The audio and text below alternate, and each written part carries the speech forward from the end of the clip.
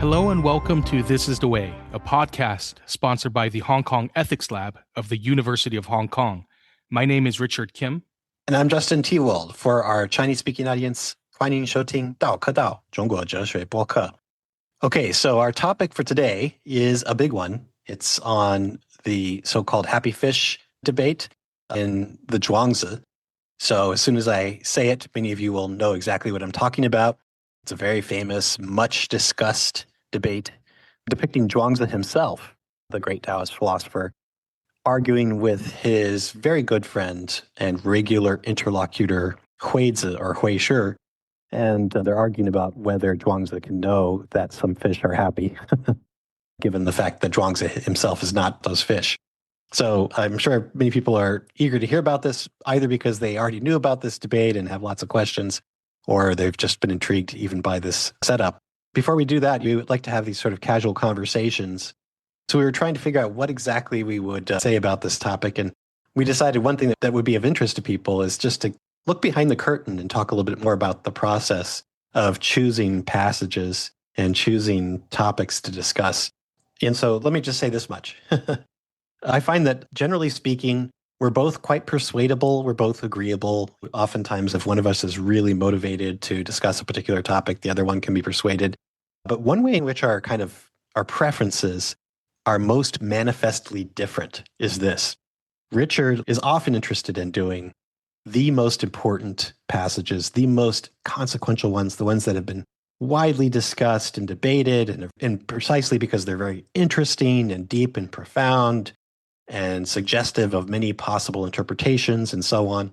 And I'm almost exactly the opposite. So the more I think about doing those passages, the more intimidated I am. And I think, okay, well, we could do that. But the problem is then we'd have to do lots and lots of legwork before we get to the point where we're ready to present. So I felt that if we wanted to talk about the happy fish passage, which is certainly up there among the most famous passages in the entire canon of Chinese philosophy, we'd have to read lots and lots of secondary literature. Now, here we are, a week or two later after making up our minds to do it, and I'm glad we've done it because I've really enjoyed reading about this debate. But I have to say, at first, it was very intimidating to me. Richard, I guess what? You're more adventurous than I am. You're bolder. You're willing to throw caution to the wind. I don't think any of that's true, or maybe throwing caution into the wind. Yeah, maybe that is right. I guess, no, I see the worry because there's so much commentary. And also passages like these have been discussed at great length.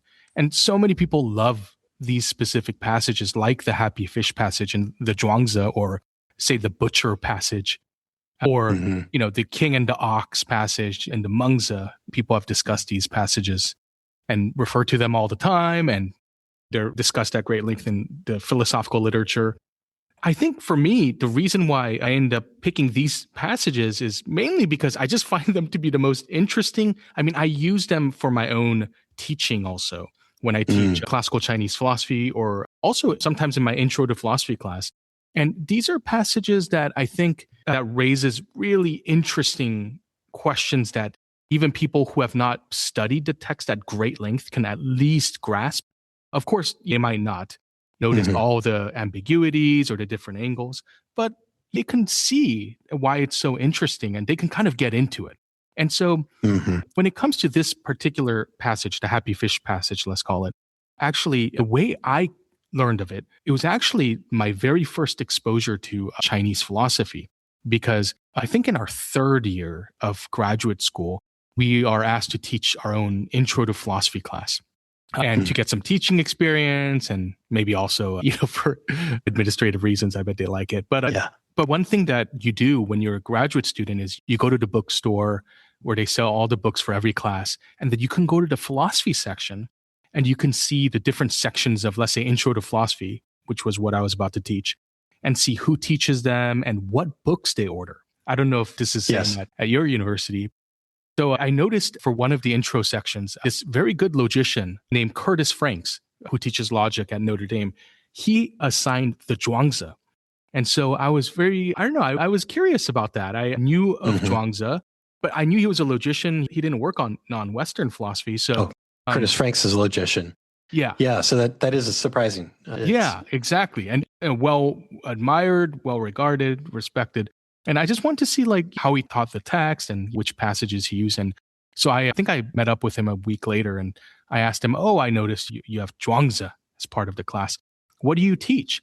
And he said, well, his favorite passage to teach from that text, from the Zhuangzi, is the happy fish passage. Because for him, it revealed, and of course, this will come up again when we go to the passage itself. But for Curtis, the passage revealed in a way the limits of logic and reasoning. I think he really liked that. And I think he thought it did it in a really interesting way, which of course I agree with. Yeah, that's how I got into the Zhuangzi. I mean, that's actually how I came to use the Zhuangzi in different ways for my own intro to philosophy class. And so, yeah, actually, I think primarily I'm driven by this desire to pick passages and texts that I think will be of greatest interest to like a wider audience or for students who don't know much philosophy. Yeah. Okay, so first of all, that's very interesting. Your first foray into Chinese philosophy was essentially one that you stumbled upon when you were looking for books to assign in an intro course and found out that the local logician was himself really interested in Zhuangzi. So yeah, and then as for the differences in preference, it sounds to me like you have in some ways the more noble drives. So whereas I'm sort of self-conscious and fearful that we'll hold an entire episode in which we discuss an important passage but then fail to do justice to some well-known interpretation simply because we didn't have time to read about it. You just don't care. You think, well, the material itself, the primary material, the primary text is so great and so enticing to our listeners that, of course, it's a good thing to present, whether we're fully prepared, whether we've read everything written in the late 20th and early 21st century on the topic or not. So like I say, those are better motivations. And after all, we'll never be fully prepared for any one episode. So I think you're also the better Zhuangist, Richard, in that you are willing to accept your human limitations. I mean, no, I don't want to make myself look like a sage, which I'm not. I am self-conscious and worried also about saying dumb things. But I don't know, Justin, don't you feel like as you get older, you know, you're like, not everything you say is perfectly worded. Oh, yeah. And sometimes you make these kind of foolish errors that looking back, you're kind of filled with embarrassment. But, you know, I've made a number of those. And I think if I thought about that stuff all the time, first of all, I think it'd be hard to record this podcast because, you know, you just, neither of us have as much time as we would always like to prepare. And there's always some gaps and limits of knowledge, or maybe I've forgotten certain things, or maybe I'm misunderstanding some philosophical concept. But I don't know, that I think that's okay. I think, you know, in the long run, it's also good to be humbled. I think that's good for your soul. Oh, absolutely. So first of all, I'll say as I get older, it is true that as you get older, you care less about whether you're presenting the most perfect, polished version of yourself. Just somehow doesn't seem so important. The other thing, though, is I'll say when we recorded our first 4 episodes before ever releasing them to the world, even then I noticed that if we wanted to go and correct every little mistake that we made, some of which, by the way, are quite ugly to me. Like there's somewhere usually in each episode where I cite a passage by number, but in fact I give the wrong one, which bothers me a lot. I suppose a lot of people don't even notice, but it's a bit like, you know, if someone's playing a very complicated piece on the piano and then the pianist suddenly apologizes for something, you know, presumably they played the wrong chord, but you, the listener, didn't notice, right? That I always find that kind of funny when that happens. Anyway, I realized quite early on that we couldn't afford to be that perfectionist about the episodes. It would just take so much more time to edit the episodes and get them out. You know, we'd have to go back and re-record me saying the correct passage number and then insert that into the right place and make sure it sounds natural and so on. So it just didn't seem possible. Yeah, so we're sending these episodes out, warts and all. And it's true that I've accepted it too. I've accepted my human limitations. But it's just that I think you worry less about it than I do, actually. So I admire that, Richard. Yep. Well, to be really honest, Justin, I mean, I think you have also a kind of a higher status as a really like a world-class leading expert of Chinese philosophy. Let's put it that way. And so I feel like, yeah, if I were you, I would feel a little bit more self-conscious probably too. But well, I don't know about that. Yeah. Well, first of all, I'm not sure about that. Maybe we'll have to, I mean, I guess it's ask maybe Lena to I don't know. But Lena also is very helpful, I think, because when I went back and I was editing the first part of one of the episodes, I realized, wow, there's all kinds of ways in which I stumble. Yes, That's something we should admit to our listeners, is that she does a lot of polishing, and she's so good at it that you don't notice. So there will be cases where we start a sentence and then get lost in subordinate clauses or what have you. I mean, this very natural habits of long-winded people get in the way of finishing a sentence. But she'll kind of clean that up so that whenever it is that we do complete the sentence, you can hear it. There's things like that she does. She also cleans up a lot of the filler words, the ums and uhs. That all makes it much smoother. Yes. And she's so good at it that you and I have kind of stopped even checking for whether it sounds natural or not after she's done with her work, because she so reliably produces good recordings. Right. Yeah, so let me just say this much. So one thing that I try to do as a scholar of Chinese philosophy is make sure that people do know my limitations. One thing I'm always reminding people of, especially my own students, some of whom are native speakers of Chinese, some of whom have been reading classical and literary Chinese for a long, long time now, since at least middle school, is that as someone who's not a native speaker, I just don't have a feel for the language like many of them do. I don't have a kind of sense of the poetry, the kind of connotations, some of the allusions that are being made when a writer chooses one word rather than another. And then I also think it's very important to be clear, if you're a scholar of Chinese philosophy, that the field itself is bottomless. There's in some sense no such thing as mastering all of Chinese philosophy, just like there's no such thing as mastering all of Western philosophy. In Western philosophy, we have specialists in the so-called early modern period. Some people are just specialists really in one thinker, like Kant or Heidegger or what have you. Yeah. And so something similar is true of Chinese philosophy. You just can't know it all. It's funny because among the people in my field that I know, there's just like a handful of us, maybe just two or three, that do have some kind of completionist desire to know it all. So there's a part of me that wants to understand every historical iteration if I can, but I realize that's unrealistic. Yeah. I think the desire is perfectly fine, a yearning, but it's never going to be fully completed. That's the beauty of it too. We can always, there's something to learn, right? It's kind of inexhaustible. Yeah, it's glorious. All right, so that's a little bit about the process of choosing our passages and topics, but we're going to now turn our attention to the passage itself. We should talk about this so-called happiness of fish debate. And so I'll just see if I could kind of sum it up quickly before we take our break. The passage itself is pretty short. So there are only 3 characters really in the dialogue. 2 of them speak, 1 of them does not. The 2 that speak are Zhuangzi himself, the great philosopher, and then his good friend Huizi or Huizi. Those are the speakers. And then there's the fish. In a sense, they are the 3rd character because the question is whether Zhuangzi can know or understand the happiness of fish. He claims to know that the fish are happy. How can he do that? How can he know or understand that? So they sort of strike up a debate that seems like a friendly one about whether Zhuangzi can even know that those fish are happy or understand their happiness, maybe. And Zhuangzi seems to win the argument, but it's not clear how. I think that's one of the main reasons why there's so much writing on this particular passage, is it's not entirely clear how Zhuangzi has won the debate and shown that, in fact, he does know or understand the happiness of the fish. Yeah, that's very good characterization. And of course, we can start talking about it, but I think we should pause and take our little break, and then we'll go on to talk about the passage in detail right after this intermission music.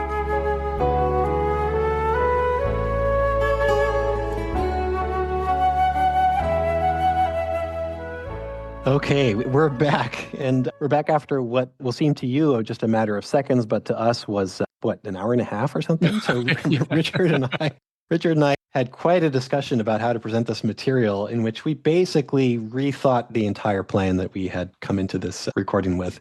And we just don't have time, so we're basically going to wing it. We're going to think aloud as we talk through the problem and just see if we can succeed at making some sense of this very difficult passage and of the range of possible interpretations that you could, defensively apply to this really interesting passage.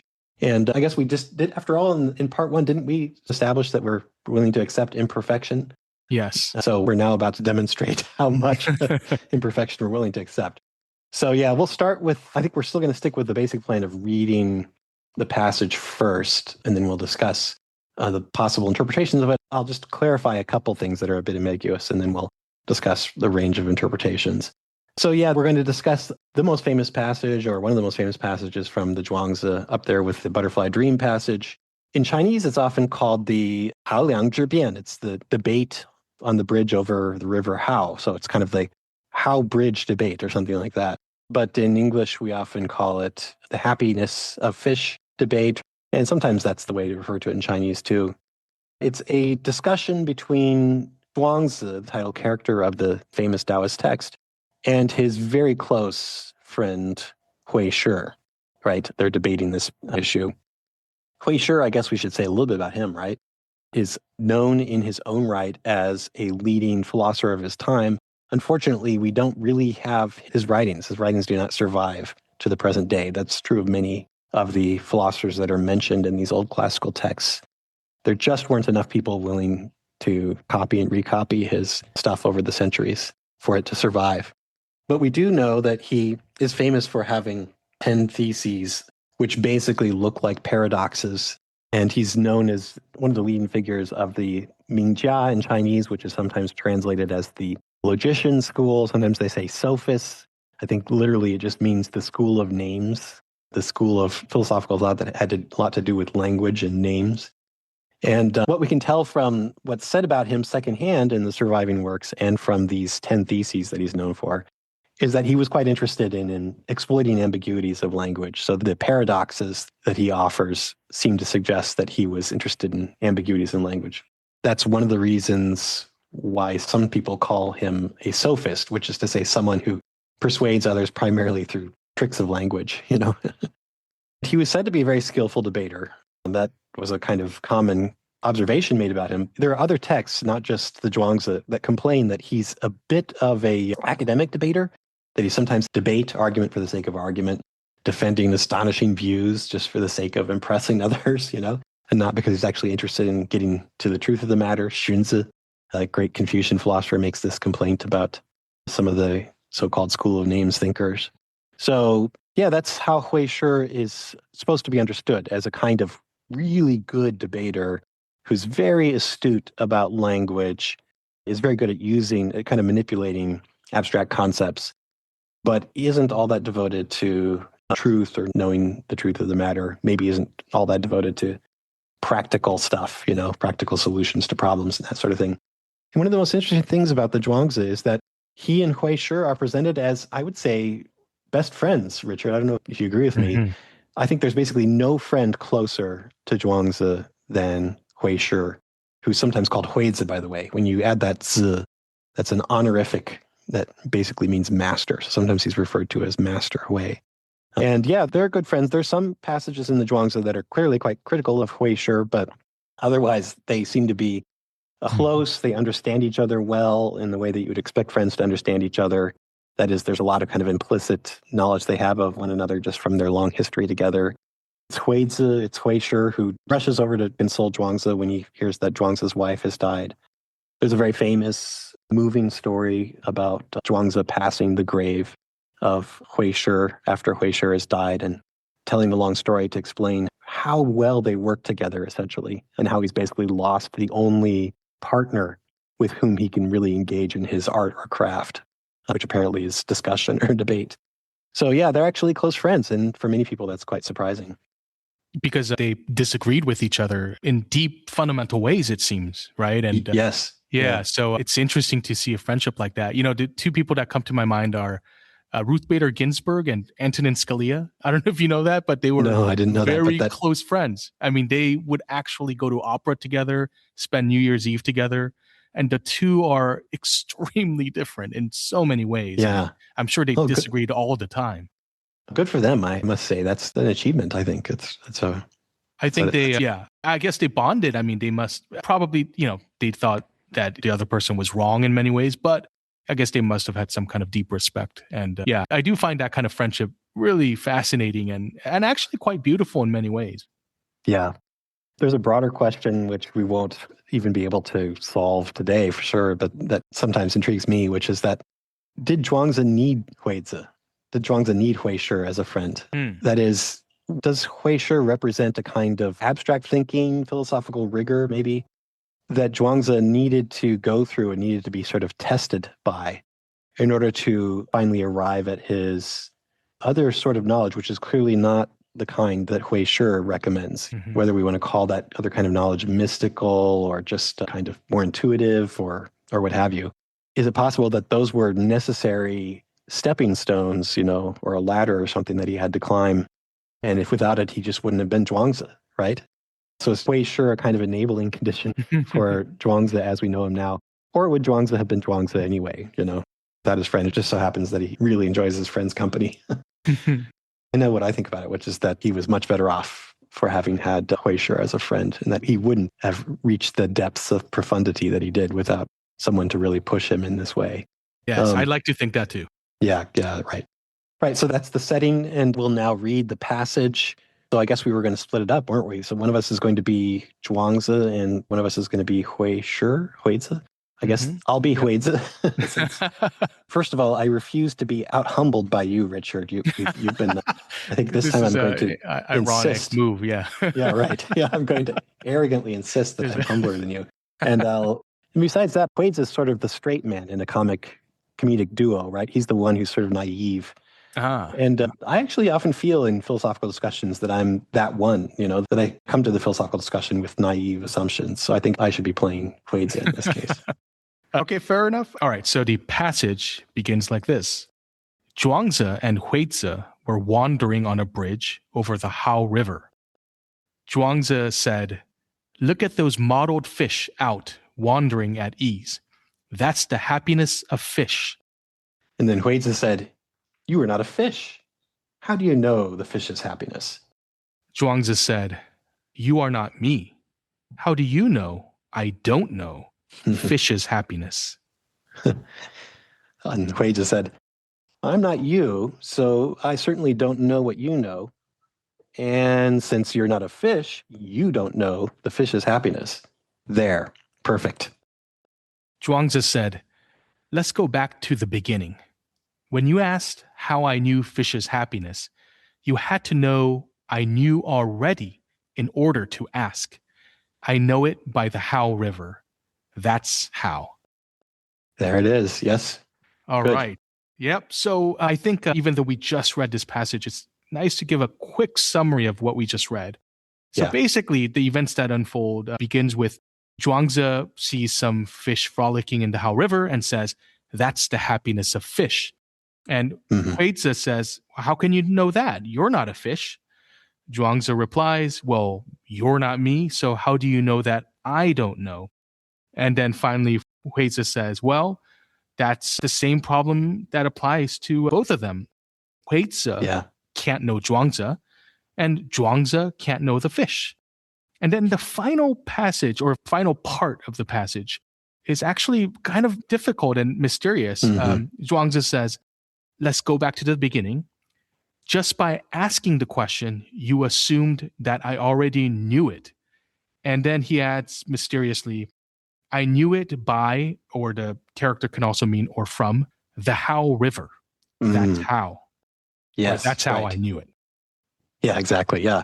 There are two different hows being used here. There's the how as in how do you do it or how do you know it? And there's also the river how, which is it's spelled differently, by the way, in English. It's H-A-O in so-called Hanyu Pinyin, the standard romanization system. But yeah, that's a perfect summary, Richard, really. As you say, when he says, let's go back to the beginning, it becomes difficult. It becomes a difficult dialogue to understand. There are kind of two things happening here. One is, he says, let's go back to the beginning. And he says, when you asked me, how do I know the fish are happy? You in some way assumed that I know, or you knew that I knew, is the way he puts it. Now, the question is, what did he know that Zhuangzi knew? And that is a source of a great deal of contention. So you might think he knew that Zhuangzi knew the fish were happy. That's one interpretation, but the Chinese is actually ambiguous. The classical Chinese texts were originally inscribed on bamboo strips. Duplicating them was enormous amounts of work. Many people didn't own these bamboo strips. They read them and committed them to memory and then gave them back. So they're meant to be very, very economical and efficient. And so they oftentimes omit implicit objects, the objects of a verb, for example. So what exactly did Zhuangzi know? It doesn't say. It just says that by asking him the question, he knew that Zhuangzi knew something. And that's what we're going to discuss in a little bit, what it is that Zhuangzi knew. That's one problem. Another problem is, as he says at the very end, mysteriously, I knew it by the How River. That's how. So I feel like before we start getting to the interpretations, if it's all right with you, Richard, maybe we can just kind of say a little bit more about these two difficult parts, okay? Hmm. One is, what is it that Hui Shi must have known that Zhuangzi knew? And the other is, why does he suddenly talk now about his location when he says, I knew, Hmm. knew it by the How River?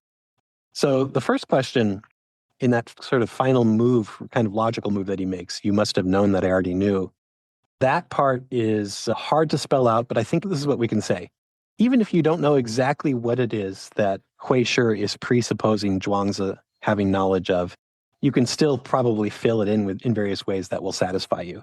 So I actually looked at the traditional commentators primarily in preparing for this. And so I saw lots of different proposals for what it is that Hui Shi must have known that Zhuangzi knew. For me, the most satisfying commentary, the most satisfying answer to this question comes from the Song Dynasty commentator Ling Xiyi. Ling Xiyi's comments themselves are quite pithy, so it's hard to say exactly what he thinks. But it seems something like this, that basically, insofar as Huizi is asking a question of his friend, especially a question like, how do you know? He's presupposing that he understands something about the thoughts of his friend, right? The very act of communicating with someone presupposes that you have some sense of what they meant. And the Chinese word is yi, a thought or meaning, right? You just wouldn't have any clue. Like, there's no point in them engaging in a kind of friendly discussion or friendly banter unless they have some sense of what the other means. And so that in itself is supposed to overcome whatever philosophical hangup seems to be stopping Huizi from attributing knowledge to Zhuangzi, right? So, for example, if you think that Huizi is basically bringing what we sometimes call other mind skepticism to the table, right? He's like trying to point out that you can't really be sure ever that you know what's going on in someone else's mind. Well, then Zhuangzi has essentially defeated that particular skepticism or that doubt because he's shown that Huizi, just in the course of making conversation with a friend, necessarily presupposes that he knows something about the mind of his friend, Zhuangzi. That's one way of interpreting that key move, that move where it seems like Zhuangzi is trying to show that Huizi makes a sort of self-defeating assumption in asking the question of Zhuangzi in the first place. There are other interpretations. I mean, as I understand Guoxiang, he basically thinks that the knowledge that Huizi is presupposing in Zhuangzi is the knowledge that he's not a fish. Hmm. That's plausible, and maybe that helps get you to a point where you can show that Huizi's account of knowledge is self-defeating, but it doesn't strike me as quite the most natural way of reading the dialogue. But I think the more general point is we can all agree that there's a way in which Huizi can't get on in life, right? He just can't engage in conversation with people. He can't move about, make decisions and such, unless he applies a somewhat less rigorous account of knowledge in making knowledge claims for himself. Maybe rigorous isn't quite the right word, but anyway, whatever kind of knowledge he's interested in, if we want to call it reflective knowledge, rigorous knowledge, philosophical knowledge, he's not going to be satisfied with it because it's not going to provide him with the kind of knowledge he needs. That's a little bit about that particular issue. The other issue I wanted to mention, just because it's very clear in the Chinese, but probably not clear when you read it in English translation, is that this word that's being translated as how do you know? That's actually a Chinese term, an. And an can sometimes mean how, but it can sometimes also mean from where. That is, sometimes it refers to location or source. And there's this notion that is really clear in the Chinese, including in the commentaries, by the way, but isn't so clear in English, that they're really talking not just about how you know something, but the position from which you know it, right? So in the commentaries, you'll see a lot of discussion, for example, of whether Zhuangzi would have to enter the water in order to know the happiness of fish. So the kind of background assumption is that they're not just debating like the process by which you come to knowledge or the justification for this claim that you know something, but instead they're asking, what position are you in such that you can actually say, you know, the fish are happy? Presumably, if you're in the mind of the fish, right, or the heart mind of the fish, that would be a good position to be in, right? Maybe being in the water would put you in a better position to understand the happiness of fish. But the assumption is human beings are generally land creatures, And so that just gives them access to very different information, very different contexts, very different sorts of experiences that such that it's really difficult for them to figure out what it would be for a fish to be happy. Mm-hmm. Yeah. So it's this positional point that you were just making, and I guess the commentators have made really interesting because, right, at the end of the passage, he says he knows it right here by the How River. Mm-hmm. And yeah, I always wondered about exactly what's going on there with that very last statement. So is the thought something like, look, from this bridge that we've been wandering around, we both can just observe the way that the fish moves in this kind of stream that's healthy looking. They look fresh, they're energetic, they're lively. And that's right there. That's how he knows that the fish are happy. Yeah, maybe something like that. The point that you were making earlier, which was that, yeah, it seems like just by being friends and being able to talk to each other, you already share so many concepts. You have this shared understanding of the world. You're able to move around together. You're able to plan for things. You know, you already have enormous grasp, it seems like, of all Yeah. these different thoughts and ideas and concepts that you share as both a friend and as a human being. So, yeah, it does seem like that's actually like a really important point. When you find actually in Wittgenstein, like his idea of language games and forms of life. And he thinks there's all kinds of ways in which, you know, we come to understand things like pleasure and joy and various concepts of like happiness, because by engaging in human life and activity in like a shared human world. So these concepts are, of course, also, you know, part of our inner lives. But at the same time, these terms are shared words that we are able to apply in a variety of contexts in an intelligible way so that we both kind of know what we're talking about. And so these concepts are like public, is the way that Wittgenstein likes to put it. They're shared words, and we're able to apply them intelligently together. And so, of course, this is all like, you know, none of this is explicitly in there in the way that Wittgenstein talks about. But yeah, in reading this passage, those thoughts of like the language game stuff, which, by the way, like some people really dislike, but I've come to think is really interesting. I see that kind of embedded in this, or some ideas like that embedded in this passage. Yeah, exactly. I think that's really helpful, Richard. So my view is that the text itself is ambiguous as to what it is that makes the difference between Huizi's kind of overly strict account of knowledge and Zhuangzi's more viable account of knowledge. There are many ways in which we could go about justifying the move that Zhuangzi makes and the reason why we might prefer Zhuangzi's less strict or sort of more viable account of knowledge. One of them is the Wittgensteinian one. You can say, yeah, these are essentially public things. But anyway, the point is we can spell out a number of different ways. And so one possibility is that we're supposed to understand Huizi as seeing knowledge essentially as a tool for achieving some kind of certainty. And achieving certainty requires that you be really, really rigorous, that you rule out all possibilities, such as that you know, for example, just completely misapprehend the minds of other creatures, especially creatures as different as fish are, fish being these water-based creatures. And by contrast, Zhuangzi is interested in knowledge, which is a tool for a particular sort of activity that we might call communication or shared forms of life, and thus must be public and publicly available and has to do with understanding other people's, requires necessarily that you understand other people's minds and their intentions and their motives and so on, just in order to get by in the world. So that's one way of spelling it out. Maybe there are other ways too, you know, but I think that's right. And then the other thing is, I wanted to add a little bit more about what it is that Zhuangzi is seeing that leads him to conclude that the fish are happy. Here, I think there actually is something that the close readers of the classical Chinese who've written on this issue are right to point to, which is that the word that describes the fish's behavior is a word in Chinese, which is often translated as something like unrestrained wandering or free and easy wandering. You is the Chinese character. And it's also in the title of the opening chapter of the Zhuangzi. It's a word that refers to the way of being or the way of existing, the process of living that Zhuangzi seems to recommend, which is a kind of unrestrained, unconstrained wandering that doesn't necessarily have well-defined objectives or aims or destination points and that kind of thing. And so it seems like Zhuangzi is inferring that the fish are happy in part from the fact that they're just behaving naturally as Mhm. they're inclined to do, and nothing is stopping them. Nothing is blocking them from frolicking and flitting about in the water in whatever way comes naturally to them.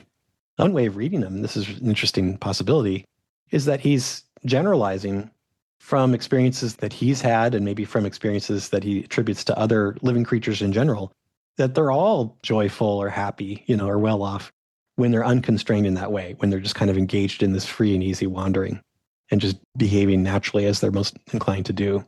Yeah, if you ever go to a dog park and you see dogs just playing around, right? And some people throwing frisbee, and you could just see the kind of excitement and joy in a way on their faces and in their movements, in their free, kind of unimpeded movements.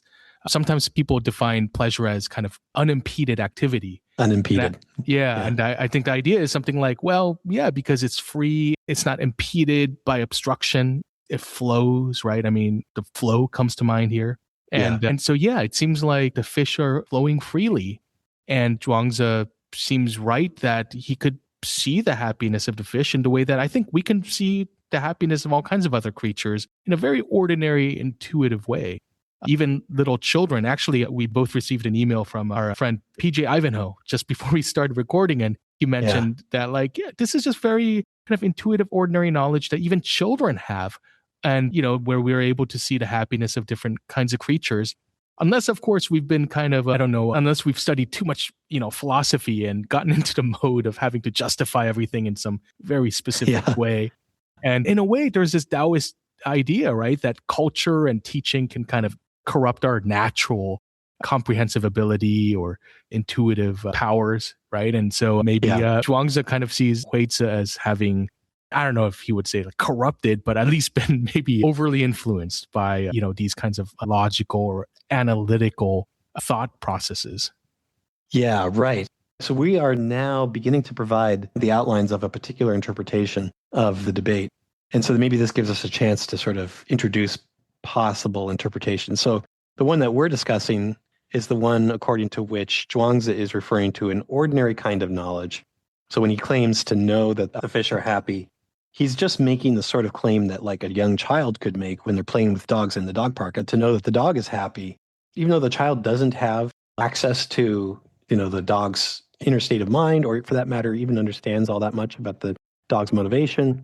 They can just tell, in maybe ways that are so automatic and intuitive that they're not even aware of exactly what they're tracking, that the dog's behavior suggests happiness. And there are a couple of ways of spelling out what it is that a observer of the happiness of fish or dogs tracks relevant facts. One is that we could say that they're tracking their kind of natural, spontaneous, unrestrained, unblocked, unimpeded activity. They're noticing the activities unblocked and unimpeded, just like dogs happily playing in the dog park or fish happily swimming around. That's one way of accounting for it. For what it's worth, there's the Tang Dynasty commentator on the Zhuangzi, Cheng Xianying, has his own interpretation, which is that Zhuangzi understands enough about the nature of things and has a kind of deep insight into the nature of things that he actually understands, given the nature of fish, this is what makes them happy. So something like understanding the temperament or the inner dispositions of the fish plays an important part in him drawing the conclusion that they're happy. These two interpretations, by the way, aren't necessarily inconsistent with each other. It could be that in some sense you're making assumptions about the nature of dogs or fish when you see their unimpeded activity as a sign of their happiness. But anyway, yeah, that's all one interpretation, is that Zhuangzi is making what I want to call an ordinary knowledge claim. He's claiming that he's achieved a kind of knowledge of the happiness of fish in an ordinary sense. It's not a rigorous kind of knowledge that would stand up to scrutiny against all the potential objections. It's not rigorous in the sense that he's 100% certain, right? That he hasn't ruled out the possibility that fish have these really, really alien brains and express their happiness in weird, perverse ways that look to us like sadness and depression or something. Mm-hmm. He hasn't ruled all that out. But for purposes of getting along in life, he's attributed happiness to fish in a way that works for him, and he's willing to call that knowledge.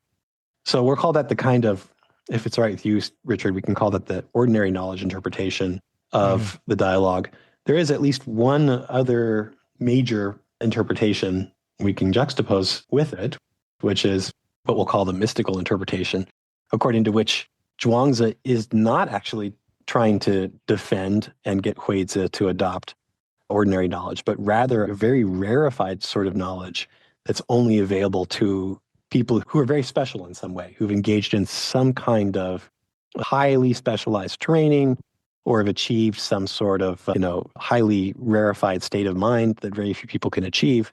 This, I think, is the sort of interpretation we see among people who like to read Zhuangzi in general, and this passage in particular is defending a kind of mysticism. So we'll call this rival interpretation the mystical interpretation. What do we mean by mystical? Well, roughly mysticism or mystical knowledge is knowledge that requires some sort of direct perception of some important truth, perhaps a kind of direct perception that you can't capture in language. But most importantly, for our purposes, a kind of perception that also requires some sort of dissolution of the boundary between self and other. So when you are in a mystical state or when you're mystically apprehending something very important, you're no longer seeing yourself as standing apart from the world. Now you see yourself as actually just one part of a greater whole. And so that's another possibility, which at least is in the mix here.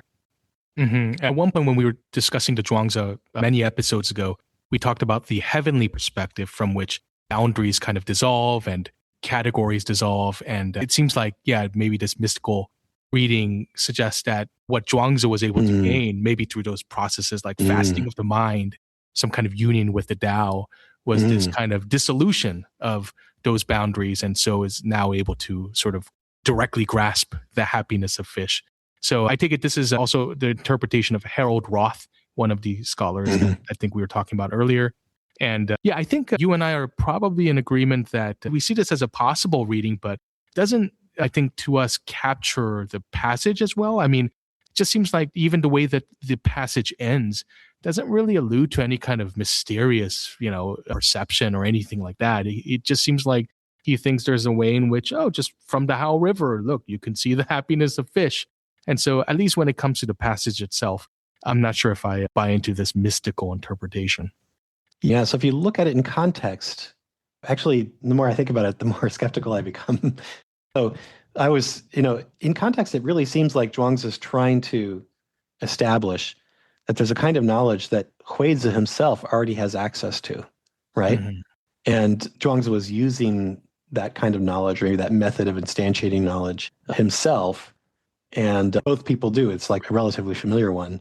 So if that's the case, it's just hard to square that with this idea that maybe Zhuangzi is referring to particularly rarefied kind of knowledge. That's right. So Harold Roth, he has this reading of the Zhuangzi. There are some references in the Zhuangzi to practices, we might call them contemplative practices, that look like they might be something like meditation or really rarefied kinds of insight that are very hard to achieve. So from other episodes, including the one on persuasion, episode 4, we've talked about fasting to the mind as a technique that's mentioned twice, maybe arguably in the Zhuangzi. Roth interprets those passages as referring to something like an actual discipline, kind of mental discipline, the details of which have been lost mostly to history, but were at the time available to the writers of the Zhuangzi, where, maybe through breath exercises or deep meditation or what have you, you can achieve this dissolution of the self or the boundary between self and other and achieve this kind of profound sense of oneness with others. And so it's an interesting interpretation, surely, and maybe a nice way of reading the text coherently, more coherently as a whole, if you take really seriously the idea that fasting to the mind makes reference to some kind of mental discipline that leads to mystical experience. But just taking the passage on its own, I have to say there's not much evidence for it. It really seems like Zhuangzi is trying to establish that whether you're a mystic or not, you can understand this claim that he's making, that he knows the fish are happy. Yeah, like my children at the dog park. They can see that those dogs are happy and, energetic and lively, doing well. So, it doesn't seem like you need to undergo the transformative experience of dissolution of the self or something like that. But I mean, there is something to this interpretation, which is, there are other parts of the Zhuangzi, that does talk about those kinds of mystical ideas. But, one thing I did want to, I guess, propose is like an understanding of that little dialectic between Zhuangzi and Huizi, where, once Huizi asks, oh, you're not fish. So, how do you know that the fish are happy? And then Zhuangzi starts getting into that mode, like that kind of same dialectical mode of analytical argumentation. Mm. And because he immediately says, well, you're not me, right? Zhuangzi makes a nice, clever point, right? Which is, oh, you're not me. So, how do you know what I know? And then, of course, Huizi goes along with that sort of same analytic sequence and says, Yeah. well, that's right. So, I don't know what you know and you don't know what fish don't. Now, that part of the dialogue, I always understood it to be Zhuangzi kind of saying, look, we can use that mode of argumentation to try to arrive at some kind of truth. But at the end of the day, it just leads to this kind of absurdity, which is now, Huizi, my friend, you have to say, you don't even know what I know, like at all. But that's crazy because we're walking around here and we're going to get dinner later probably, and we're going to have some laughs and, we know each other's wives and we know what it is to be sad and happy. And, we shared chunks of our lives together. That's ridiculous that you don't even believe it. And so that's why I think at the end, he kind of changes tack and says, look, let's go back to the beginning. Look, I see the happiness of fish from this bridge because we can both observe it, the way it behaves, and in its free-flowing state. And that's the knowledge right there. So at least that's the way I've thought about this passage. Yes, basically. You're right. Yeah. Yeah. Yeah, that's helpful. So basically on your reading, which is very tempting for me too, Richard, Zhuangzi, when he says, well, you're not me, how do you know that I don't know? He's essentially playing Huizi's game, right? He's not actually endorsing it because at the end of the day, he thinks this is just a game and it's not actually useful in facilitating the kind of knowledge Zhuangzi is interested in.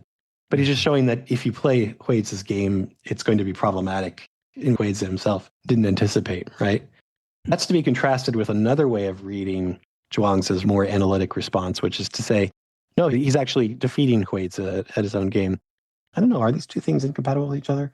Oh, well, no, it's different from this view. It's different from the view that Zhuangzi actually endorses this principle that Huizi can't know that he doesn't know.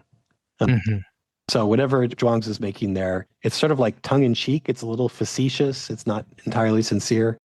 That's one way of interpreting the passage. Of course, I can imagine someone trying to show that Zhuangzi is being nothing but sincere consistently all the way through.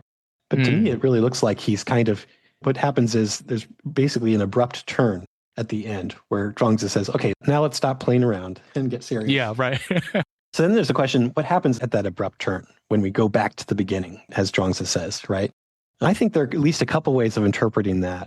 So one thing that's clear is that he takes himself to have established that what we're calling the ordinary ways in which we come to know the happiness of other creatures are perfectly viable and acceptable for present purposes or something.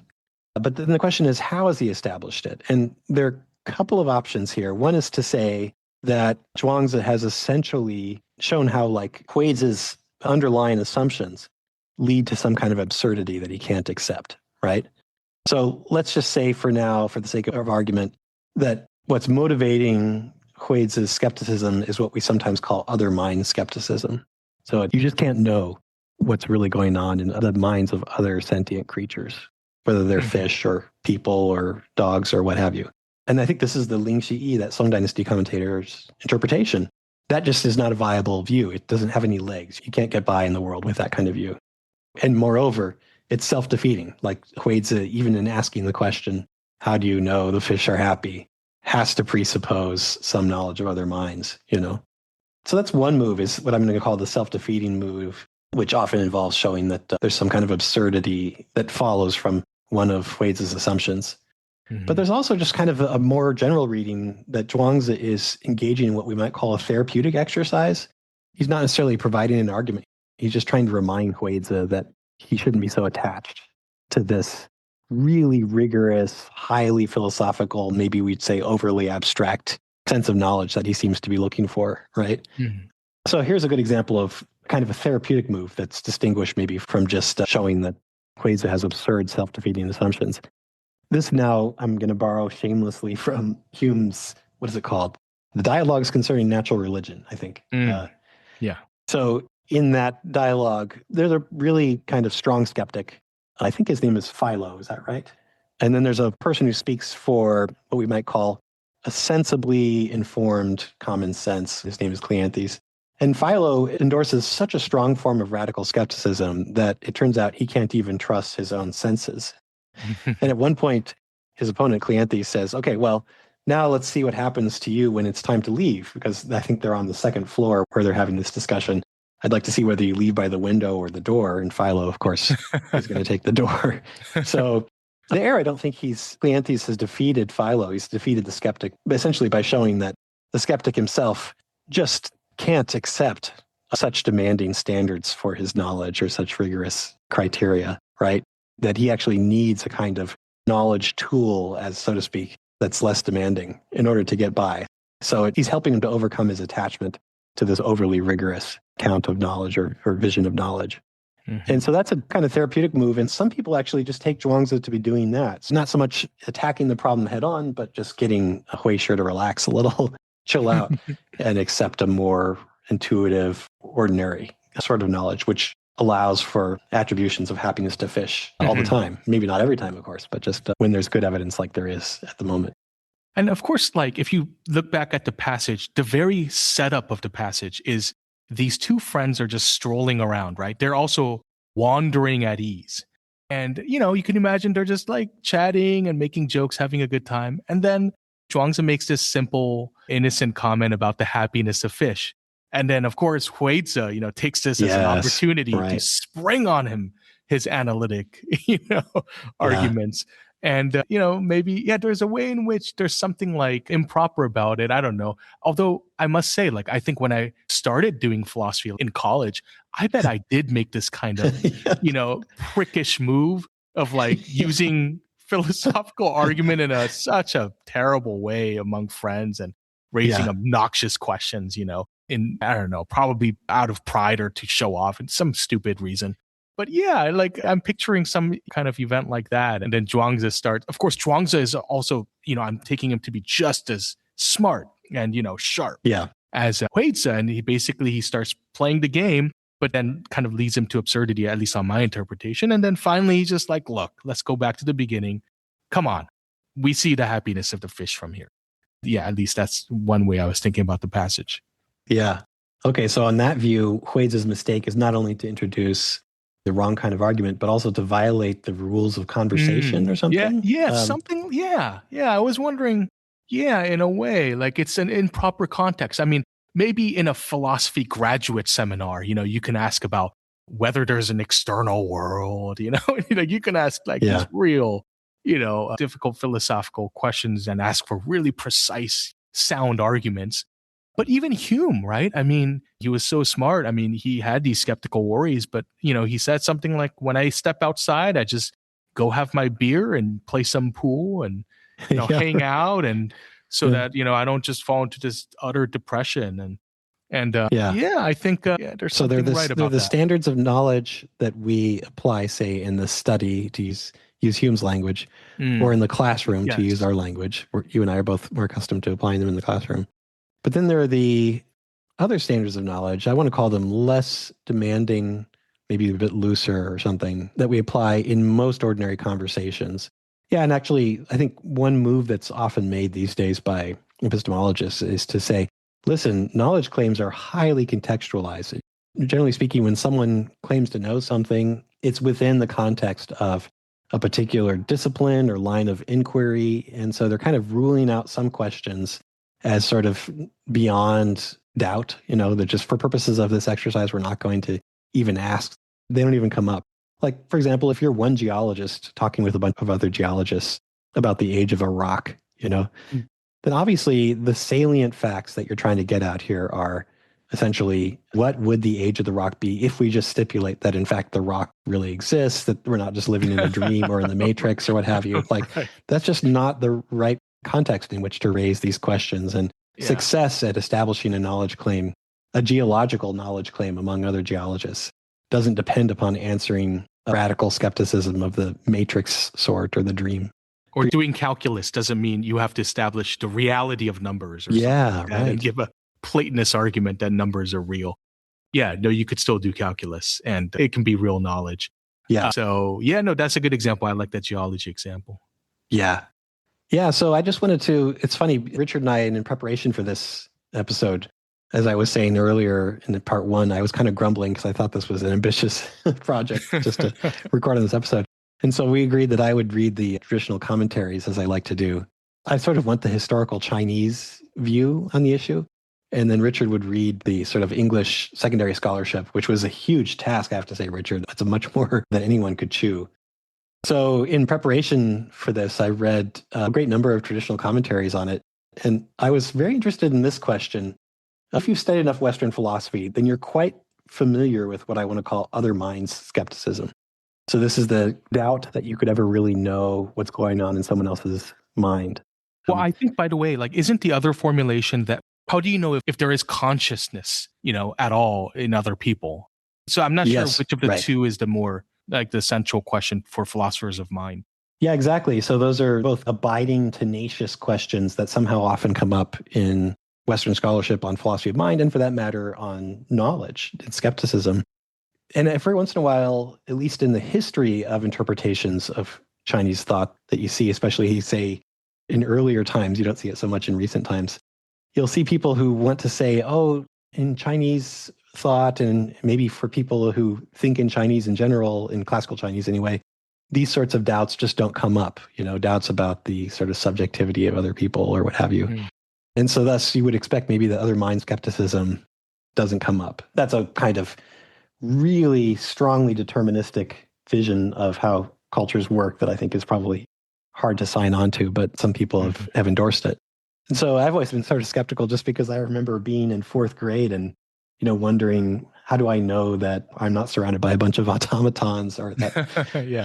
who is it? Calvin from Calvin and Hobbes, the comic strip, thinks that like maybe everyone is secretly an alien, like including his parents, just wearing a human mask. And anyway, so there are these kind of radical forms of skepticism that I think occur to people quite naturally. And Zhuangzi, the Taoist texts in general are full of dream arguments. So, but anyway, so does other mind skepticism motivate the problem or not?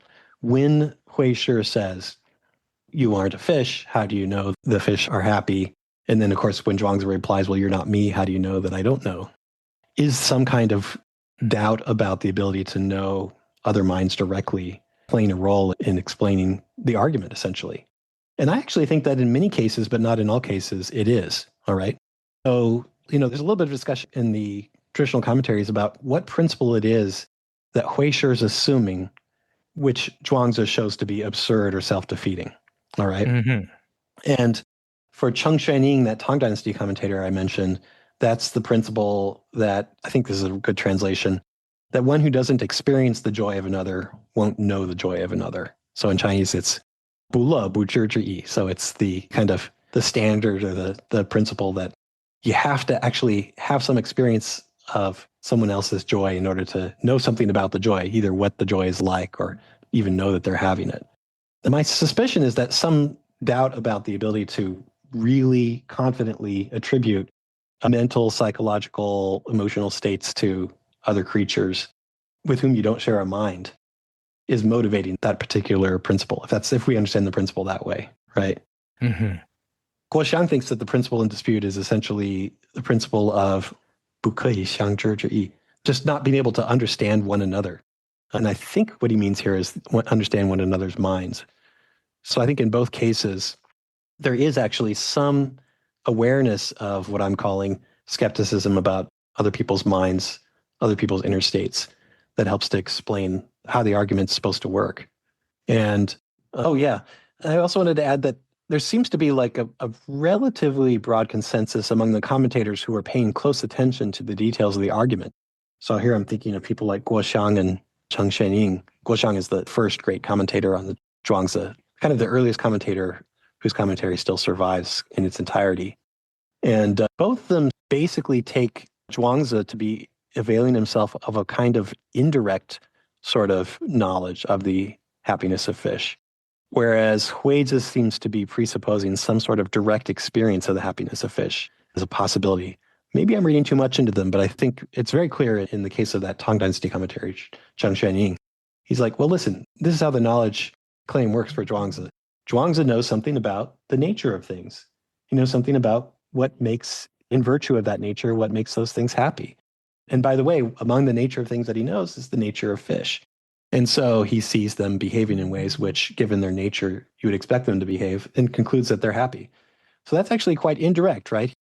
Cheng Shenzhen is clear about this. He doesn't have direct apprehension of the happiness of fish. He's not actually occupying the point of view of the fish and knowing what it's like to be a fish and experiencing their fish. In fact, commentators like Chen Shengyi are very clear that you would no more expect Zhuangzi to achieve this kind of knowledge than you would expect heaven to achieve the knowledge of earth by entering into earth's position.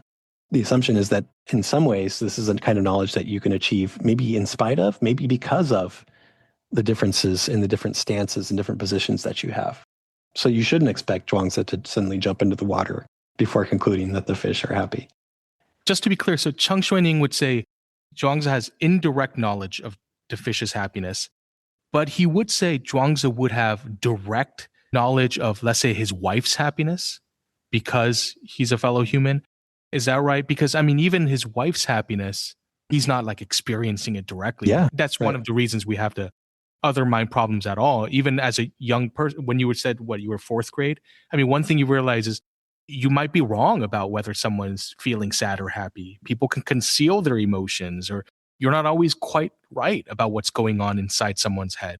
But no, actually, to answer your question, I think even the knowledge that one's wife or one's close friend is happy on Cheng Shengyi's account would count as indirect knowledge. Okay.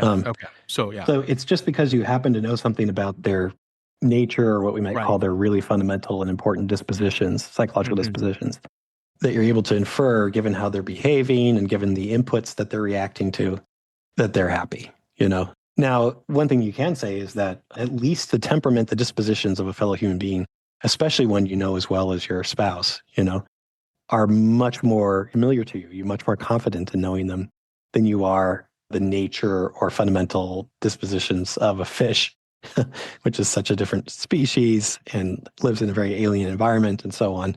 And so maybe the indirect knowledge you can have of your spouse's happiness or of your close friend's happiness is knowledge you can have much more confidently than you could of a fish. But but there's still basically some, as I read it, even for these traditional Chinese thinkers who haven't read a lick of Descartes or any Western philosophy, there's still some very strong, acute awareness of the fact that they're looking at two different ways of knowing. That Huizi is more or less assuming that you have to experience something of the fish's happiness in order to really know fish happiness. Whereas Zhuangzi is talking about another kind of knowledge of fish happiness that doesn't come from direct experience of it, right? That it comes instead from a process of inference. Now, it's funny because you and I have gone on our way to say this is the kind of knowledge that Zhuangzi is defending is ordinary knowledge, which is to say available to ordinary people. You don't have to be really special to have it.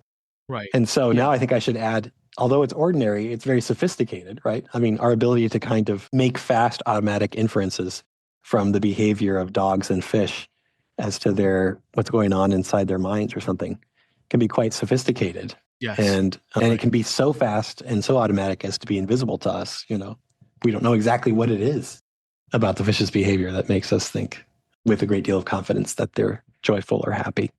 But but I mean, like ordinary. On Christmas Day, when my kids come down and then they open up their presents, and let's say one of them got something that they really wanted, and you see, they're like jumping up and down and they're smiling.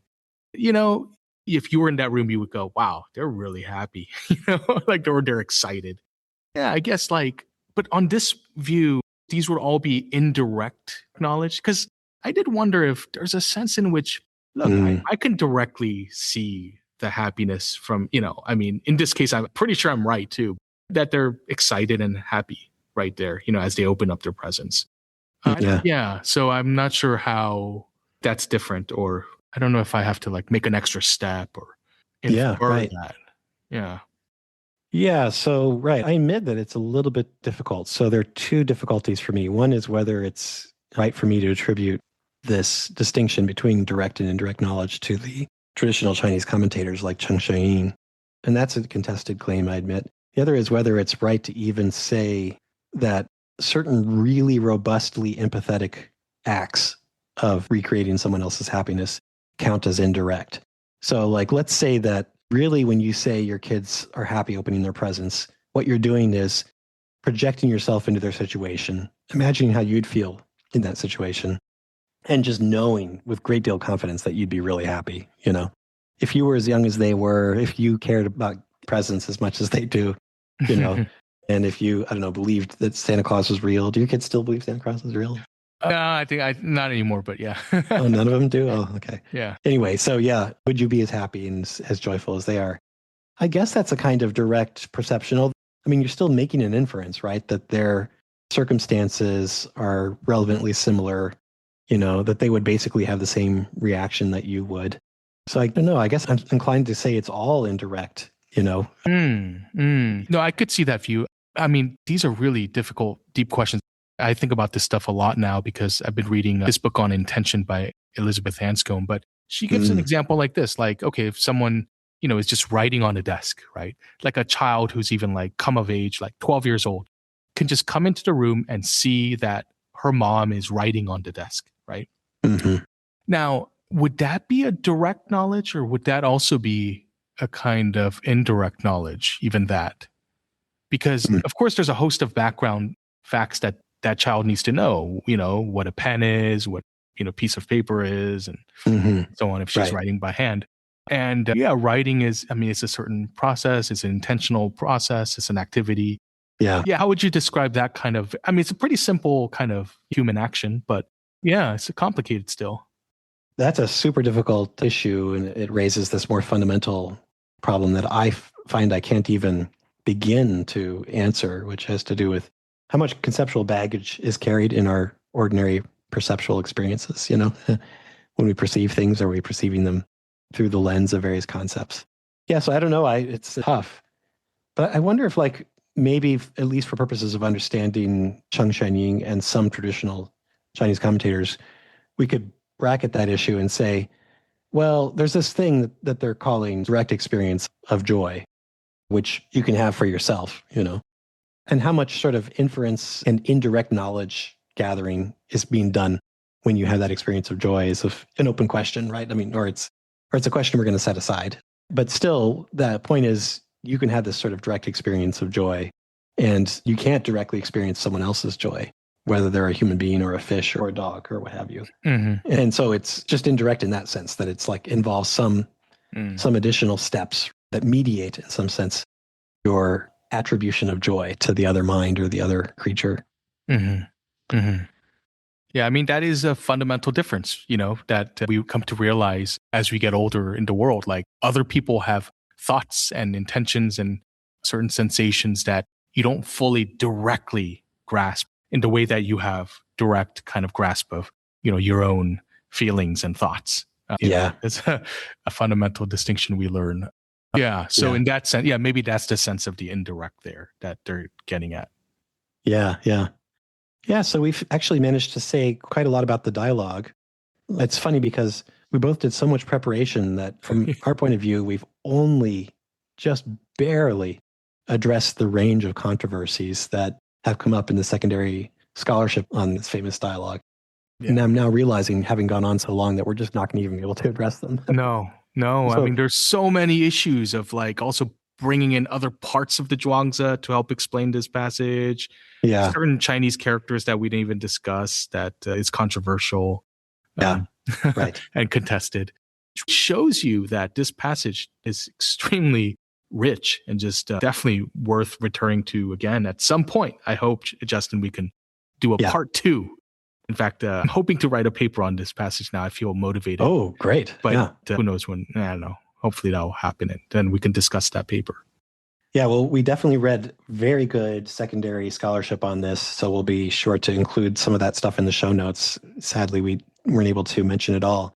And we were a little bit worried because we wanted to, give those papers due respect, and we wanted to make sure we had the interpretations right or got them right. Yeah. And I feel like I needed to read those papers a second time, So that's why I didn't really mention too many the contemporary scholars, which were very helpful. Maybe we will include them in the show notes, but I just worried about getting them wrong. Yeah, exactly. That was one of the many reasons why we abandoned our original plan and decided to improvise a little. We were just realizing, oh, wait a minute, do I understand Chad Hansen's view correctly? Right. Yeah. Right. We want to be fair to them. And not, Leah Cantor. Right. Exactly. Leah Cantor, who wrote a great paper, which I enjoy, but I didn't want to get them wrong, So maybe next time. Yeah. So just to sum up, I think we have at the very least 2 general possible views, which is one is that Zhuangzi has a very rarefied kind of knowledge, perhaps mystical knowledge. which presupposes some ability to think beyond the boundaries of self and other, which enables him to perceive the joy of the fish and is also hard to achieve.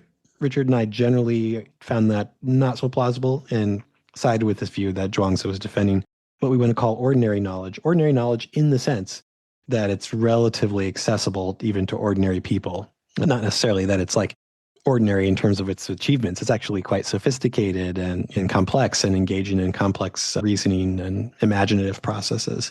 So that's one thing that we discussed. And then we also looked at some of the understandings of the strategy that Zhuangzi is pursuing. We suggested that maybe he's just trying to be therapeutic and get Huizi to overcome his attachment to this overly demanding kind of knowledge. We also discussed maybe that he's trying to show that Huizi is making self-defeating assumptions or assumptions that lead to some sort of absurdity. Those are all within the range of plausible views to attribute to this dialogue. Just to sort of wrap things up, I don't know if you have any closing thoughts about it, Richard, but I just wanted to say one thing that I think cries out to be said, which is that the Zhuangzi is often read as a skeptical text, as a kind of brief for skepticism. And many people read Zhuangzi as endorsing a kind of skepticism that's comparable, at least in spirit, to, say, ancient Greek skepticism, sort of radical doubts about the very possibility of knowledge. But in this very passage, we have what looks like a pretty unqualified endorsement of the idea that there's a kind of knowledge that we can all have, that we all have access to.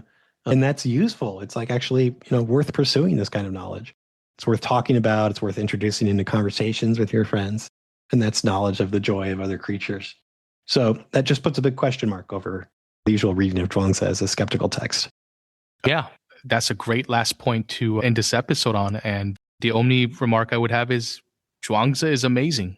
This text written in early China over 2,000 years ago is just what an incredible work. And I wish everyone would read it. Not always easy, by the way, but well worth the time. Yeah, exactly. It is well worth the time. And that's why there's such a long history of competing interpretations. It's like a intellectual candy or something. It's just so sweet. Mm-hmm. You can't help but savor it. And then, of course, unlike real candy, it doesn't rot your teeth. It doesn't rot your mind. Or no, it's good for you. Yeah, exactly. Yeah, right. Yeah. It's actually it's a nutrient. It helps the mind grow. Yeah, right. So one can only wonder what sort of historical facts it was based in, and one likes to think about the relationship between someone like Zhuangzi and someone like Huizi. And if there were some nugget of truth to that claim that they were best friends, I think that would somehow complete my picture of how good philosophy is done and how the world works. Yes. But I guess we'll have to just end it at that and say we look forward to talking to you next time. That was the way for today. 感谢你的收听. Thanks for listening, everyone. We'll see you next time. Bye, everyone.